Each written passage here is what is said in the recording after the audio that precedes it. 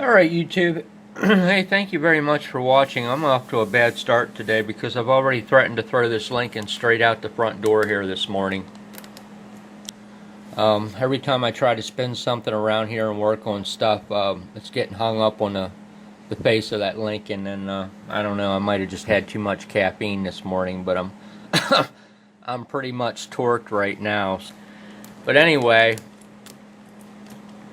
I wanted to show you some things I did to this M800 here.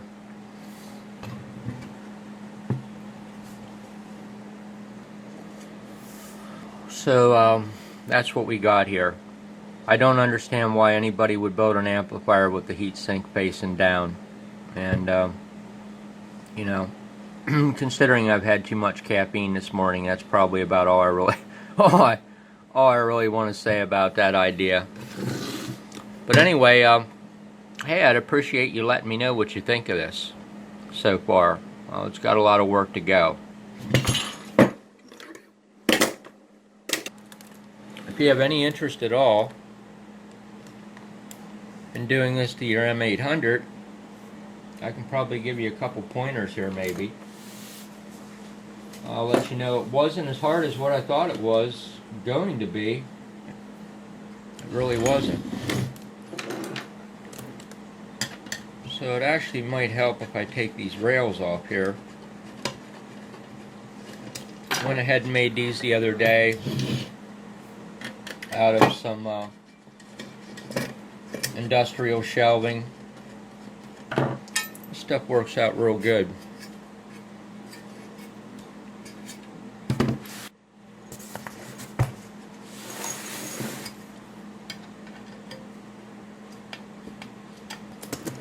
This heatsink was all trashed up on this unit.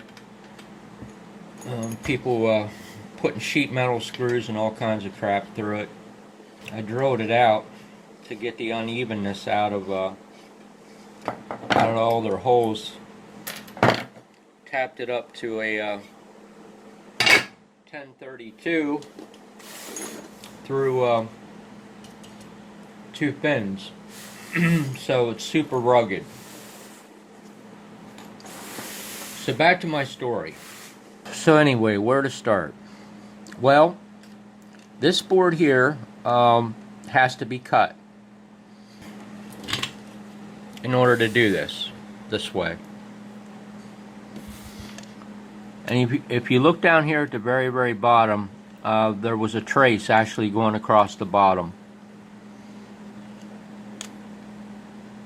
that connected to that path right there and came down and spun across the board. It was the common connection to all the LEDs.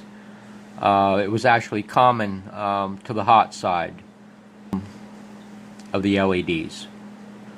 So I had to cut that path off, the full width of the path, and the path was pretty narrow to give me enough clearance to get this board in there. Other than that, all I had to do was just carry the common connection back up towards the top of the board and solder it right back. So other than that, there really wasn't nothing to it. Now getting the LEDs that close to the bottom, I don't know if it's going to be, you might be able to see it there. You can see those LEDs are actually, the center of their leads are actually right at the very, very edge of the board here. So they had to do a very, very slight bend down, and of course I had to pull them the whole way back to the board surface, so I had to leave a little bit of lead length on them, maybe like probably 1/8 of an inch, to be able to get that kind of bend downward to take up the slack, and got the LEDs to set in there perfectly. And then it was just a matter of just putting the wires back. There was really no science to that at all. The attenuator I thought was going to stop the whole project, but it didn't. So the attenuator was actually set probably about 1/8 of an inch off center on the front face, and that wasn't no big deal. The hardest part was getting the set screws out of it. They were seized in there so much Even after I got them off and squirted oil in there, I couldn't pull this off, so I had to leave it set for a day or two.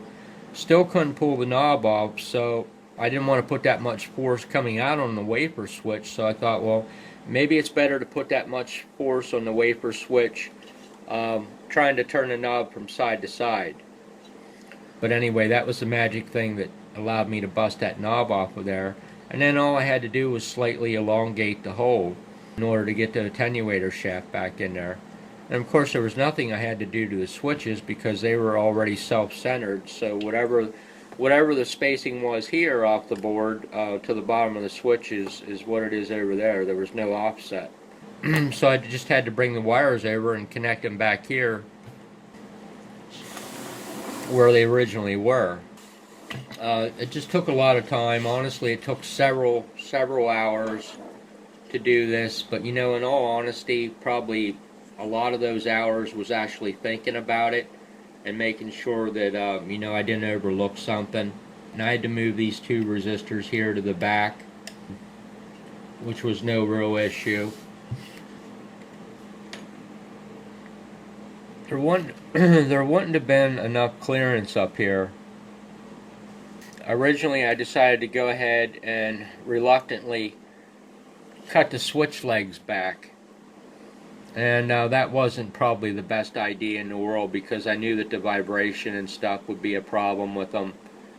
I knew that trying to get the wires that were wrapped to them off without putting too much heat on to them would be a real issue, because the plastic would just melt and then the contacts would come loose.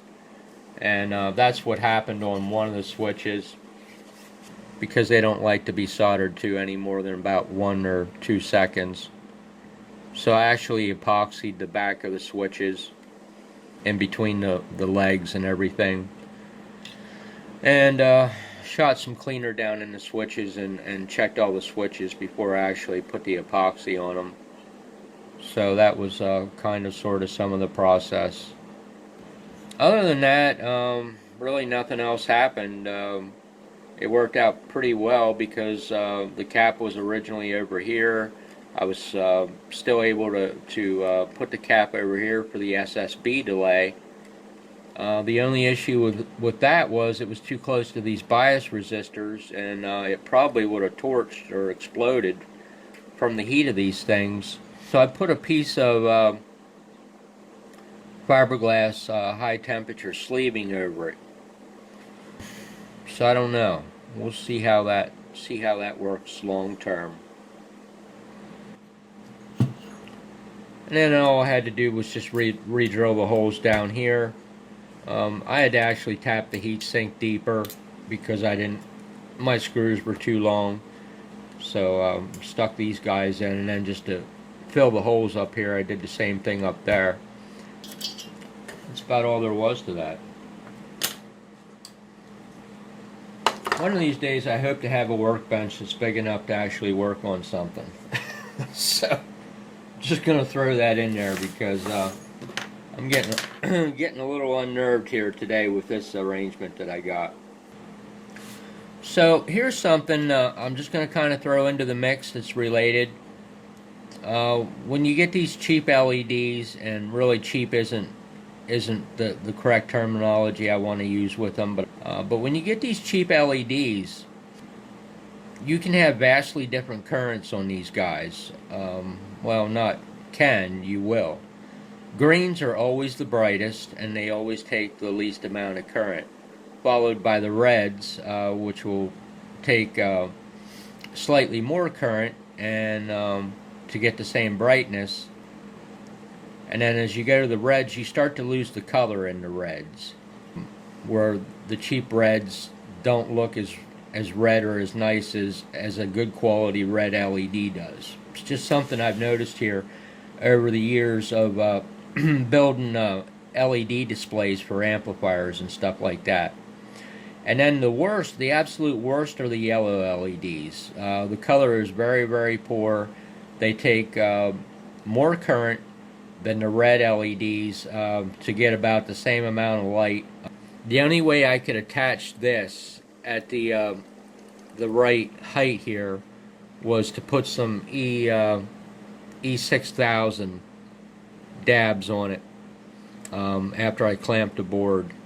Ideally, I would have liked to have put some nuts here to space it off, but there was no way I was going to drill holes through the face, because I just don't like to mess up things like this. I like to be able to fully utilize everything that's in the unit, and that's why I was so happy when I was able to use this board in there, because I didn't take nothing away from it. So anyway, back to the LEDs. The red LED, and I match all these for brightness. The red LED, just for reference, probably has around 1K, maybe 1.5K on it. The green LED has about 80K on it. And then this one here is somewhere, trying to remember what the yellow was. But it was vastly different. So just to show you what you can do to make these junk LEDs look better, is sit there and adjust the current on them. But that's just my methodical thinking. So there's something small I ran into this because I like to talk. This board, I don't know what in the heck this board is made of. It doesn't really appear to be fiberglass. So I'm just throwing this into the mix because, you know, I'm a science kind of person. But when I put a reinforced Dremel wheel on there and went to cut the bottom of this board off, it literally just laughed at me and it said, "There's no way you're going to cut me with that reinforced fiberglass wheel." So, I don't know. So I'll just throw this into the mix too, because I don't think I did previously. You're probably thinking, what in the heck is that? Well, that's a very, very long story, but I didn't have diodes with a high enough forward surge current to keep me happy. So I had to use some MUR 460s, I think these guys are. And I needed a BP connection point here that wouldn't melt off under reverse polarity. So I just perforated copper strap, and I thought, you know, what the heck, the diodes fit in it. I'm just going to stick the diodes in it and bend them over and tack them all down to the other side of it. So just in case you caught that and thought, you know, what in the heck is that? That's what she is. So I hope my videos are not unnerving to you, because I do go on and on.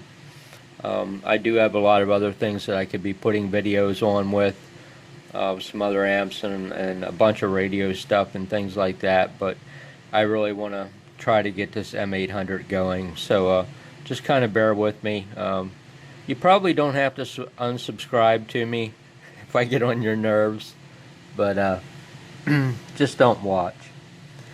So hey, I appreciate your time very much. Have a great day.